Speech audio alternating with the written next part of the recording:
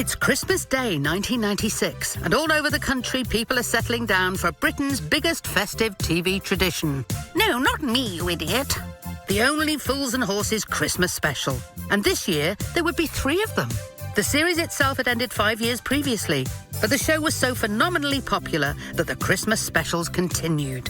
More than 21 million of us were treated to the surreal and hilarious sight of Del and Rodney emerging out of a misty evening to... Having done a couple of Christmas specials and they proved popular, the BBC entrusted us with 3 episodes over the Christmas period, I believe starting on Christmas Day and working through the Christmas week between Christmas and the New Year. Yes, it's staggering when you look back and think possibly half the country sat down on an evening of Christmas Day to watch the Trotters. Because it had sort of taken over for Morecambe and Wise, hadn't it? It was something you could watch with every age group, with your children, your grandparents. It was just an absolute tradition and a huge gap if it wasn't there. But, spoiler alert, the Heroes and Villains episode was very nearly ruined for the expectant audience by an overeager BBC publicity team. In a bid to improve their chances in the Christmas ratings battle, the BBC wanted to trail a clip of Del and Rodney in their hysterical costumes ahead of the episode. David Jason revealed in his autobiography that behind the scenes, he and the team were fighting a battle on 2 departments, against the press and BBC publicity, and luckily the show had the clout to tell the BBC that nothing should be leaked. The trilogy of Christmas specials that year ended with what was intended to be the last ever episode, as Del and Rodney finally become millionaires, in an auction house scene where their reactions say... Honestly, the feeling in the studio audience was so lovely, because everybody was so pleased for them that they'd actually done it. They'd been through so much together as actors as well as characters. But how did John Sullivan and the Only Fools team know exactly what 24.3 million people wanted for Christmas? The secret behind the bond between the audience and characters goes all the way back to Charles Dickens. John Sullivan had left school with no qualifications, but his lasting memory of school was an English teacher with one eye who used to act out Dickens. He loved it, so he'd act out Oliver Twist into the class. He would act out David Copperfield and things like that. And that captivated John's imagination. And the characters he created were all inspired by the things he'd seen and people he knew or people he'd encountered. And that's why you could feel the authenticity. You had to be really good to be able to get all the language rhythms right, because generations, people talk differently. They have different concerns. It was so complex. It was incredibly complex. And this is where Dickens comes in, you see. You'd think at one level, these are people who are grotesque. Still, boy, terrible man.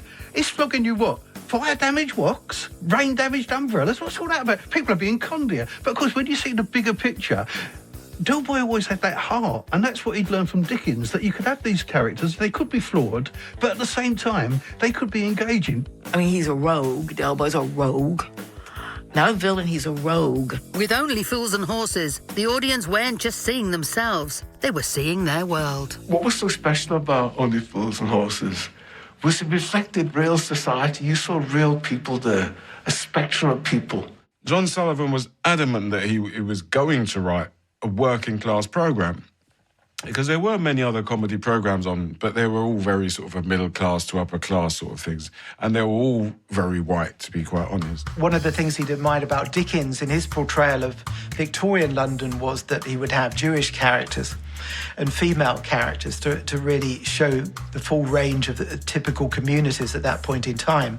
So the idea of having a black figure amongst these white working-class Londoners was very important to him, to actually give at least a degree of authenticity to the community that he was portraying. Only Fools and Horses Denzel was one of mainstream sitcom's first black characters, and we can reveal it was actor Paul Barber, while visiting a school drama class in Hackney, who inspired a young Idris Elba to become an actor. And when you looked around the various characters that you saw in the streets, in the cafes and the pubs, you saw young, old, and I have to say black people, black and brown people, reflecting that they were part of that society at that time. You go out in your street and see what was on the telly, and there was a black character, Denzel. And that's what made it particularly special for me. It wasn't anything to do with tokenism. It was really to say, here is an individual, and he happened to be black, like the others happened to be white, or happened to be very dim. Only Fools knew its audience and was all about its audience. Trouble is, when the audience wasn't there, that's when things could go wrong.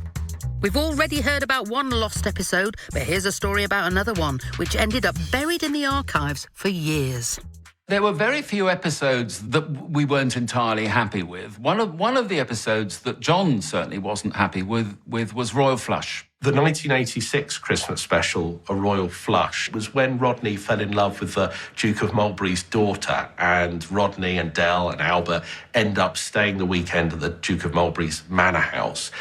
And there's the usual predictable comedy moments of them interacting with the higher echelons of this family.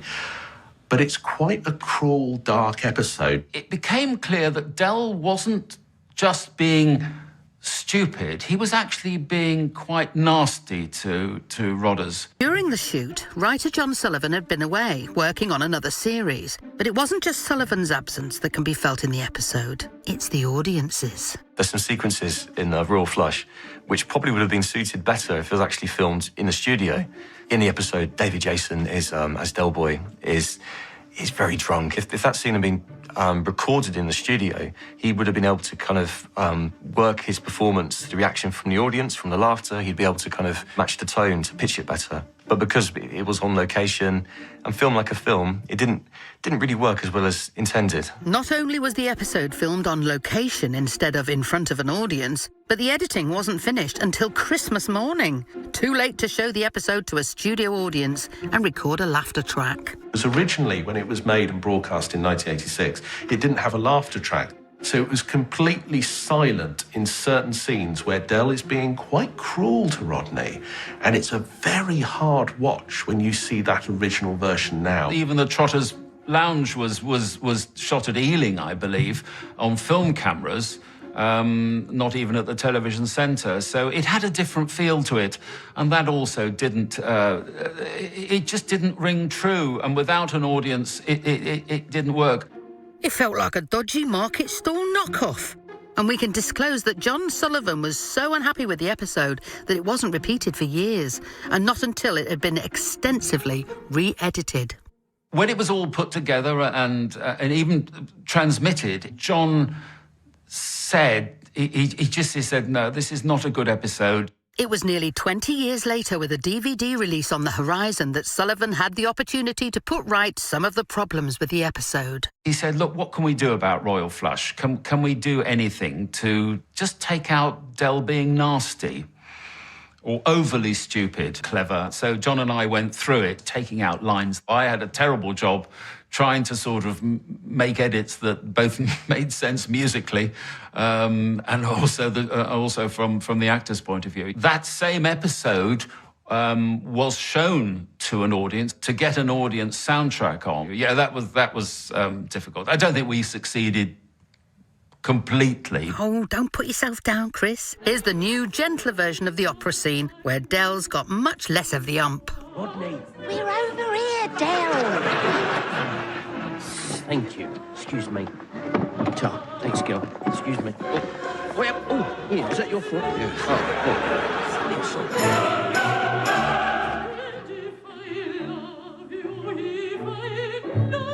Coming up, the secrets behind Only Fools and Horses' most famous scene. David said, no, we're not going to do it again. We'll do it tonight. Because, he wanted to keep it fresh. And when sitcom meets drama. It wasn't just that they could get laughs. A lot of the time, it was very lump-in-throat stuff.